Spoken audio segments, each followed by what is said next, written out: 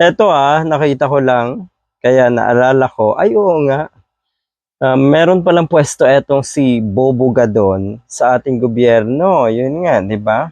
Inappoint siya kamakailan. Anyway, kung ilang buwan na.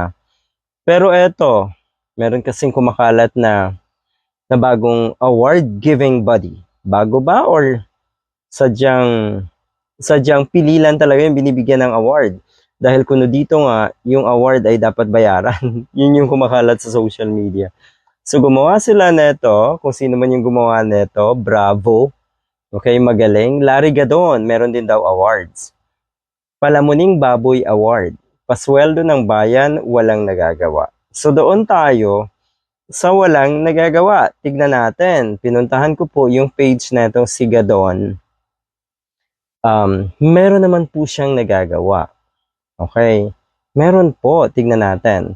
So, kamakailan, bumisita siya sa, yon, Secretary Larry Gadon, champion of poverty alleviation, visits the Philippine National Police. Yun pala, yun yung nakikita, o ito yung nakita natin sa kanyang Facebook page, bumisita sa Philippine National Police. So, tignan natin kung ito ba may kaugnayan sa kanyang pwesto bilang advisor nga ng Poverty Alleviation, kung ano man yan, agency. Alright.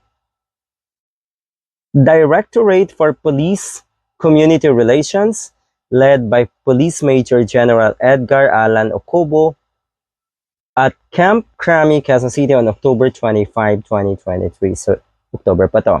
Pero di ba may ginagawa rin, bumibisita sa PNP. Ito yon, tignan pa natin. Ayan. Secretary Larry Gadon, Champion of Poverty. Ayun pala yon. Champion of Poverty Alleviation daw. Yun nga, yung pagbisita niya. Yan, nakikita nyo naman. Tignan natin yung iba pa niyang ginawa. Meron pa ditong isa Ito.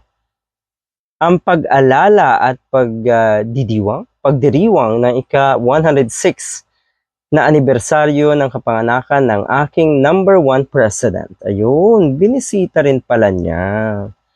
Etong si Ferdinand Edralin Marcos Sr. Yun po ang nakita natin na ginagawa.